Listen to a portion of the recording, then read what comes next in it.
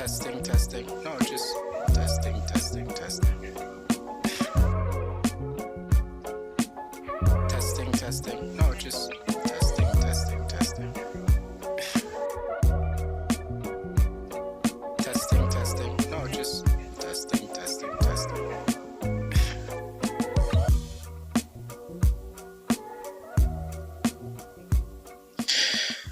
Welcome. So, continue. Welcome. My name is Dr. Thomas. I am a full-time faculty member in the composition program.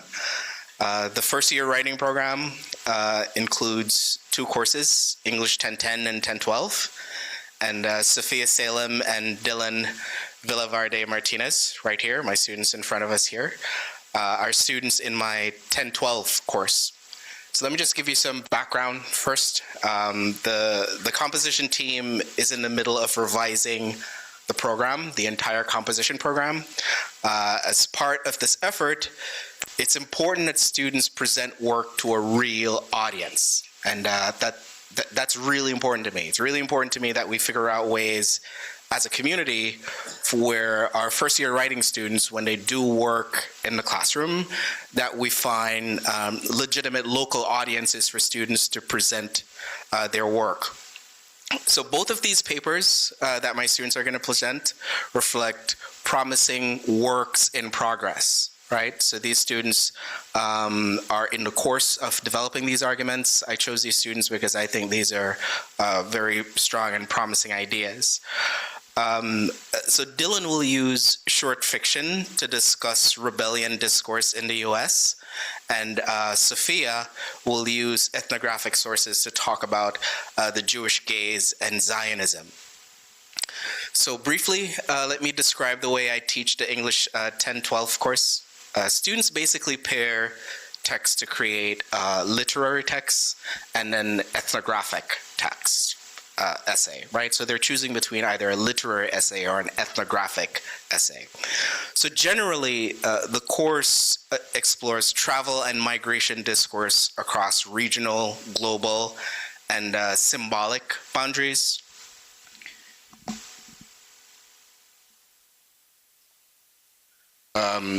In terms of the literary paper, I use short fiction to pose the following questions. So who or what can move across borders and who cannot move? How does the manner or circumstances under which people are moving inform outcomes? How are privileged and restricted movements race, classed, and gendered?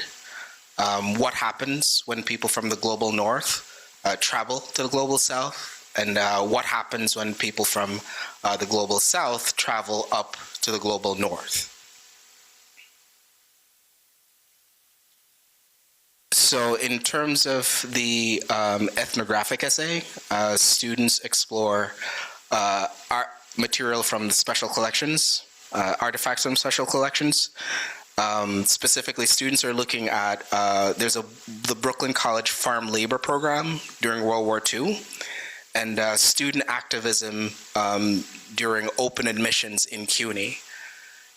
I curated just two examples of the artifacts. So this is a part of the list of demands made by Black students in the late, 1968 here at Brooklyn College.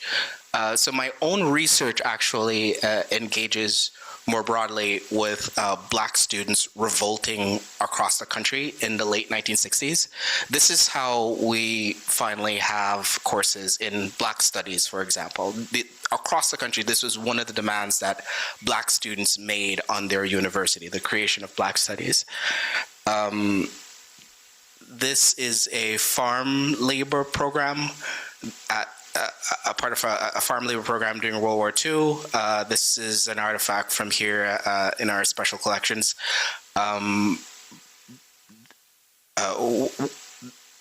More broadly, during World War II, many Brooklyn College students went upstate, and they participated in a farm labor program as part of the war effort, right? So what I'll do now is, so we'll do the questions afterwards. I think Sophia is first, and then Dylan is going to go after. So let's see, Sophia. The title of Sophia's paper is "The Jewish Gaze: Injustice and How to Respond." So I'll just have Sophia come up and present. So if you want, you could hold it, or you could just stick it down here. Okay. Hi, everyone.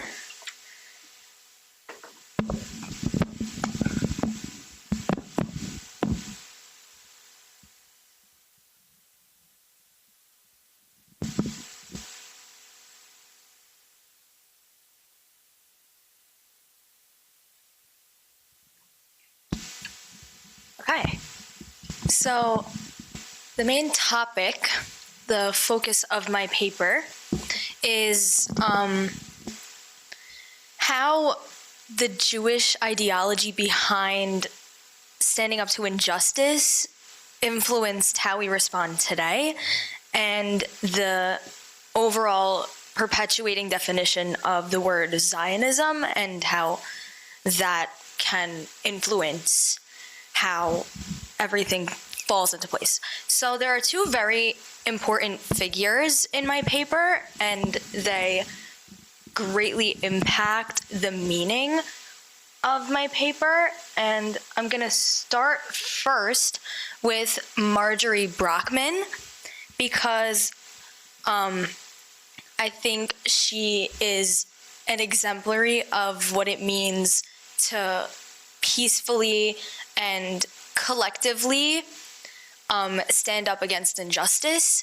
Marjorie Brockman was a Brooklyn College alum, and she was very politically active in her time at Brooklyn College. She was part of the Communist Party, the American Labor Party, and she was one of the students that went upstate to do the farm labor fieldwork. And she noticed at the farm that there were Jamaican workers, and these workers, she noticed, were getting heavily mistreated. And I quote from her interview, "They were living in chicken coops. We had discovered that the beans were being dumped into the local streams and rivers, so all their work out in the field was being wasted at the end of the day. There was no use of like what they were harvesting and what they were out in the field doing the entire time. So then, as a unit, she gathered her friends and they all went on strike. And I quote again, "We got $1 a bushel. I think we got $1 a bushel, or we got 75 cents a bushel. We got a small increase. And the reason we went on strike was that somebody did the math and figured out the number of bushels we picked. What he was paying us for them was the market price of beans were. We were very economically oriented. And I know the strike was successful. I think it lasted one day. And it was very embarrassing for Professor Booth. He was a very distinguished gentleman, and he was not used to dealing with radicals in the corns and bean fields." So I think that example right there just goes to show how important the idea of unity and collectivity and being just one can really impact your argument and can make a really big stance. And I find that to be, as a Jew myself, a very prominent idea in Judaism. So the next person that I would like to introduce you to is Alfred Dreyfus. Now, I am going to introduce him before Theodore Herzl because he is the reason that Theodore Herzl came to be. So Alfred Dreyfus was a French army officer. He was a Jew, and I'm sure you've all heard of the Dreyfus Affair. It started in October through December of 1894, and he was falsely accused of treason with not much basis of evidence, so he was just put on trial with not a lot of reasoning behind it. And that's when Theodore Herzl comes into the picture. Theodore Herzl was a journalist at Dreyfus's trial. And while he was recording, or was meant to record, what was of the trial, he noticed that there was an anti-Semitic nature to the whole affair, and he decided then to curate an ideology in which Jews could resonate with the idea of an ancestral homeland. So I choose to connect Brockman and Herzl because as Brockman collected and unified with one group to send a message and to call to action something she found that was unjust and unfair, I think Herzl very much did the same. He published a pamphlet in 1896, I believe, 1896, called Der Judenstaat, which means the Jewish state in German or Austrian. He was Austrian. And he is now known to be the father of Zionism. And Zionism, as he writes in his pamphlet, is to create for a Jewish people a publicly, legally assured home in Palestine. And I think what that did, especially following up until this point right now, which is like a really, really long time later, like 130 years later, he created one idea in which 95% of Jews worldwide right now resonate with. And I think that creates the unity and the just like collective cohort of being one and making your point. Because now, once you have an idea and you publish that idea, and you have people that can help you back it up, I think you're basically set. The same way Brockman did. They all went on strike collectively. She had the idea and they went on strike. Herzl had the idea of Zionism and he published his book, and now up until today, majority of Jews resonate with that. And I think that making that kind of impact and having that kind of idea can just be really, really impactful in making your point and creating a sense of community in order to call to action in some way and generate a response from the people that you're looking for and, calling to your audience. So I think that was very important, and I believe that's the end of my presentation. Thank you very much.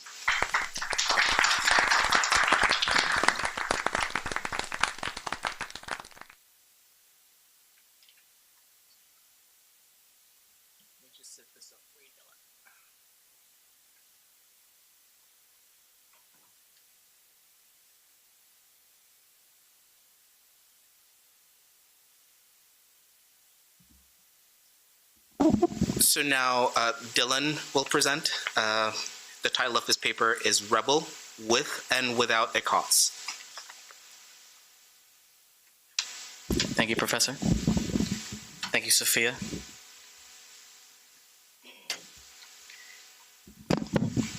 I'd like to start off with a quote from Watergate co-conspirator John Ellerman.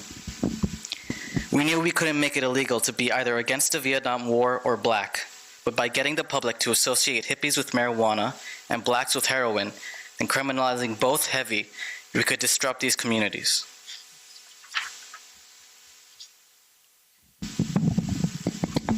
Our 10-12 class explored the short stories Greasy Lake by T.C. Boyle and Sonny's Blues by James Baldwin.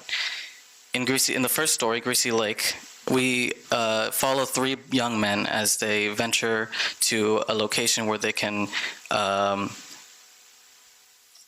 commemorate badness as it means to themselves. That meaning destruction of property, drugs, and eventually turning into violence and sexual assault. James Baldwin's Sonny's Blues explores jazz musician Sonny and his brother, who is very conventionally successful as a black, not only war veteran, but a school teacher. Contrasting that, Sonny is freewheeling. He is spends most of his time in the Greenwich Village hanging out with good time people, and he essentially embodies the jazz musician of the late 40s. Apologies. But unlike the men in Greasy Lake, Sonny is stuck in a systemic cycle which limits his ability to rise above his place in society. Unlike many other impoverished communities in America, heroin made its round in Harlem in the 40s and stuck around for decades. And following a series of events influencing cultural priorities, further action was taken to counteract drugs and crime. In an article for Origins, Current Events in Historical Perspective, Michael W. Flam connects social outcry in the 60s to its influence on the administration's priorities.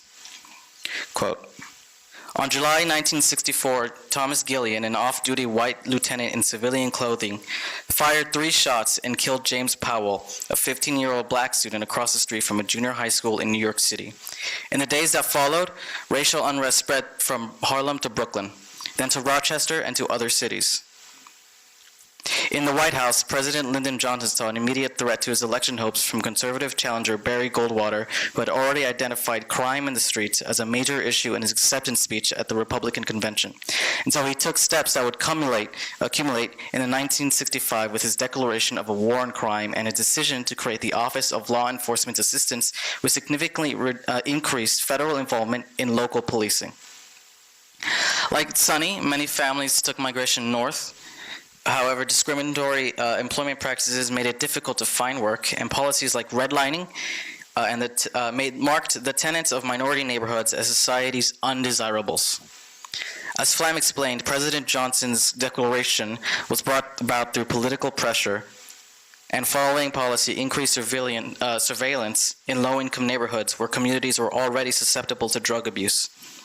President Johnson's actions started a string of similar legislation. Though Sonny's family sought refuge from Southern racism, they soon found that the North had its own, more insidious barriers to society. However, racial prejudice in the North was still prominent, and black families' access to upward social mobility was restricted through economic and legal policy. The young men's families in Greasy Lake, on the other hand, have cultural capital to pass on to their kin, and to ensure economic and social stability. This has been exemplified in the admissions process to Ivy League schools. Since the last decade, there have been moves by colleges around the country to abolish legacy admissions. An option a prospective student can mark on their application. The question usually asks, has any members of your family attended our institution? Answering yes, your application is promoted against others who answered no. And while it does not explicitly guarantee an admission, having a legacy status gives the applicant a strong preference, especially for the most selective of colleges. I'd like to give an example of myself. I was born here in Queens, New York, from immigrant parents of Mexican descent. We've lived here our entire lives. We have never moved once, and we all live in a one-bedroom apartment for a family of 4. My friend, who I went to high school with, parents are separated, and father is married to a very respected art dealer here in the city. His father also has friends on the admissions board of NYU. Given these examples, should it be any surprise that when we both applied to the same program at NYU, one of us was accepted and one of us was not? All 8 Ivy League schools continue to uphold the practice. Meanwhile, 3 states have banned it, and hundreds of schools recognize its discriminative effect on the demographics of their student body. The Institute for Higher Education Policy is an organization dedicated to success for all students pursuing secondary schooling. In their analysis of the integrated post-secondary education data system, they concluded that there were ties between institutions which uphold the practice and a contrast between minority, low-income, and white demographics in their student body. To quote, selective institutions that do not consider legacy in their admissions are more racially diverse, with higher proportions of Black and Hispanic students compared with selective institutions that do consider legacy status in admissions. Higher education, like many old institutions in America, was restricted to mostly white, wealthy men. As an influx of European immigrants began to make the pilgrimage to the land of opportunity in the early 20th century, they met a torch of opportunity and people besides looking to keep it to themselves. As colleges began seeing this influx, they began implementing ways to keep their Anglo-Saxon Christian dominance, to protect themselves from the invasion coming to replace them. In reviewing its origins through historical data, the Review of Religious Research found that legacy admissions were just one of the many mechanisms that social and religious elites used to perpetuate Anglo-Protestant dominance, and that legacy admissions have been an important element in the persistence of stratification of class. From its start to today, legacy admissions have perpetuated the sustainability of the already benefiting class to ensure their success while blocking those without the inherited cultural capital. These blocked are usually minority and low income, the same demographics susceptible to drug addiction and the same demographics susceptible to policy that ensure that they never escape its cycle. While the boys in Greasy Lake are offered a chance at reflection at the end after facing the devastating result of their actions, Sonny does not. These two fates, I argue, are also reflected in the lives of the career of musicians Bob Dylan and Charlie Parker. Both artists, while highly regarded in their respective separate genres, folk rock and bebop jazz, which developed in two separate eras of American history, have blurred lines outlining their lives next to each other and to the protagonists of our story the closer that we look. Dylan, born Robert Zimmerman, entered the Greenwich Village folky scene with a mask and lines he played with his appearance and with his guitar. Infamously, many saw his turn to rock as a rejection of his own principle and as a concession to popular sound. But if a person followed Dylan through his pilgrimage from Minnesota, they know the reality of this costume change was not new. David Hadju reports pre-New York Dylan as his high school friends describe in his biographical Positively 4th Street. Bob was not rebellious as much as he was absorbed with the idea of rebellion. He bought a red vinyl motorcycle jacket like the one James Dean wears in Rebel Without a Cause. When rock and roll emerged, connected to motorcycles and red leather as a symbol of teen insurrection, Bob became obsessed. As a teenager in Minnesota, Dylan became part of the same clique Boyle describes as, quote, cultivating decadence like a taste. Similarities between our fictional protagonists and a young Dylan are striking. As time passes and tide changes and rock and roll status turns from counterculture to popular culture, Dylan adopts a new outfit, one mimicking the American troubadour Woody Guthrie, and arrives in Folktown, USA. His career skyrockets and surpasses the founders of the movement. During the mid-'60s, Dylan turned from his khaki outfit to sunglasses and converts with beatnik jackets. Folk was turning from counterculture to pop culture as the phenomenon had occurred for rock. Surely a phenomenon he was driving a rare word. Yet as the biggest artist of his time, surely it was a phenomenon he was bringing with him. And as the young men in Greasy Lake would learn, these drunken rides would leave you vulnerable to danger. A comparison more explicit than the other, Sonny's Blues is not just a story with parallels to Charlie Parker, but inspired by him. Sonny himself refers to him as his driving idol, quotes, from his brother, name somebody you know, a jazz musician you admire. He replies, Bird, Charlie Parker. He's just one of the greatest jazz musicians of all time. Between Parker and Sonny, we see the footsteps being carefully stepped in, each one after the other. At 15, Parker dropped out of high school to pursue a music career and spent his time jamming with musicians if he wasn't practicing. It was during these sessions that Parker broke the standards of jazz, utilizing the semitones of the chromatic scale to bring the music alive in a way free from harmonic and rhythmic restrictions, creating for itself its own notions of harmony. Parker had been addicted to opioids through medical prescription, an avenue that has incited many throughout time. His upbringing had been unstable, divorced parents, and a continued unstable life as a musician undoubtedly brought overarching stress and a search for cope. Discussing his own heroin addiction, Sonny explains, quote, heroin makes you feel sort of warm and cool at the same time, and distant, and sure, and in control. In another moment of vulnerability from Sonny with his brother, he shares that beyond the neurological, heroin brings Sonny to harmony. In a world where he feels as though he is drowning in the contempt of society and the barriers are built and that barriers are built to make his passions as restrictive and unprofitable as possible. During the Jim Crow era, buildings, utilities, schools, and mostly any space that you would walk on was separated by color.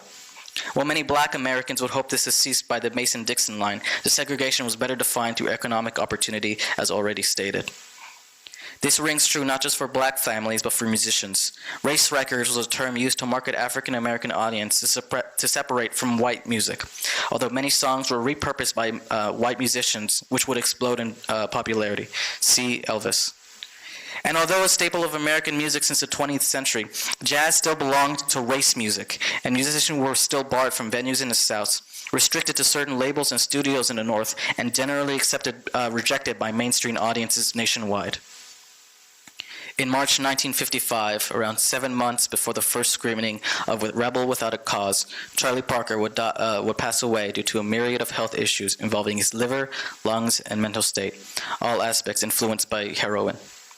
At 34, Charlie Parker's life would be cut short, and at 34, Bob Dylan would be touring again following an 8-year hiatus from the public eye.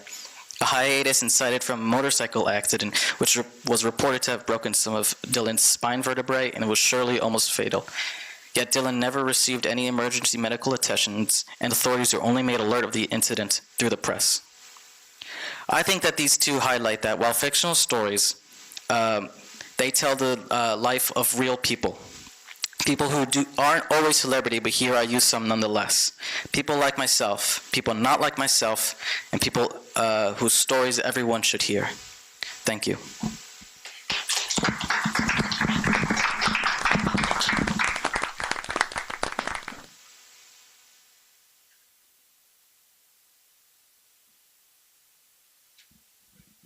Yeah, we already. So we have time for questions, comments. Might be good for I do have a question for each of my students, but I figured I would open up the floor first to see. I'd much rather people who don't know anything about these papers to sort of ask them questions.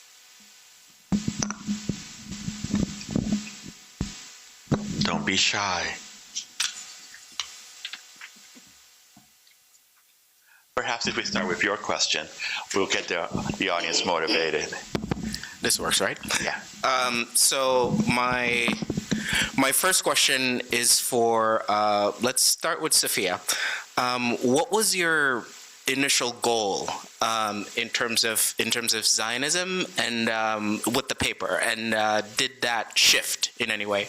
Right. So my initial goal with this paper was to define the evolution of the term Zionism and what it really means to like have a homeland. What happened to this mic? What it really means to like have a homeland. What is homeland? How does Zionism affect the meaning of homeland? And how does society affect the definition of Zionism? And I was initially going to connect Marjorie Brockman and Moses in the same way that in the way that she saw the Jamaican workers in a second class sort of lens because of the way that they were treated, and Moses in the way that he saw his own people enslaved in Egypt for a really, really long time, and having grown up in the palace, you know, seeing that from like, oh, wait, these are my people that are enslaved, and essentially everyone needs somewhere to return where they can feel like themselves. And Moses actually named one of his children after that notion, Gershom, and in Hebrew it translates to because I was a stranger in a foreign land.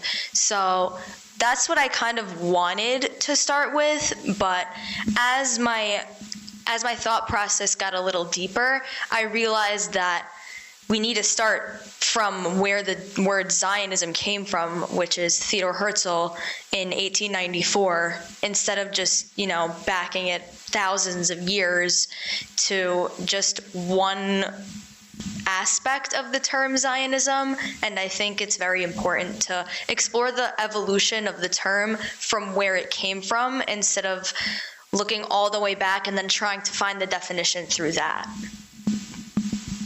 Thank you. So my next question is for Dylan.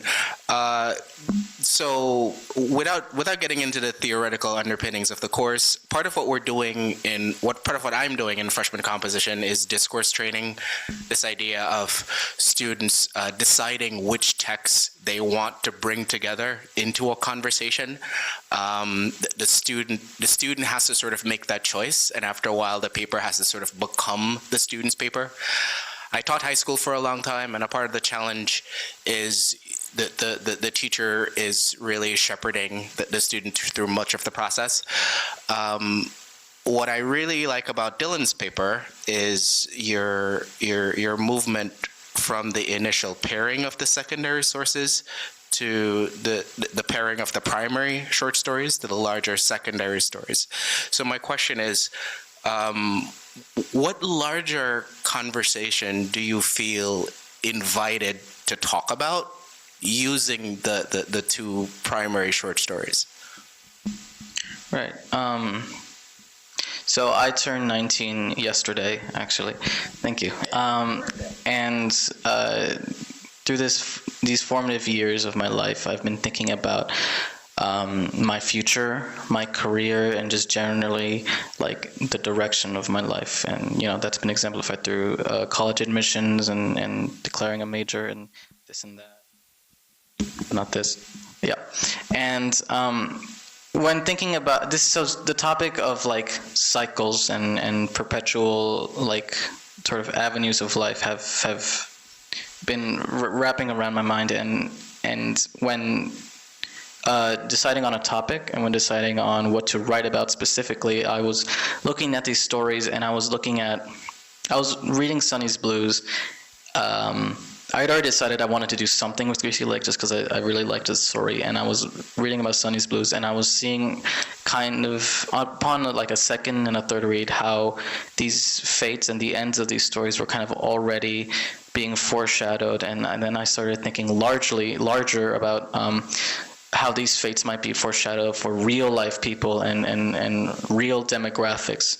So I started thinking about Sonny's demographic, a black man in Harlem in the 50s, and I started thinking about the Greasy Lake, the young men in Greasy Lake, white suburban young men in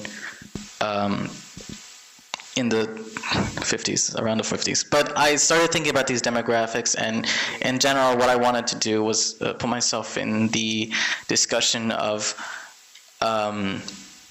choices, like when we hear about, just as an example, immigrants crossing over into America, a lot of people see these and then see their treatment that they're being given, and they think, well, that's deserved. They crossed the border and they committed a crime.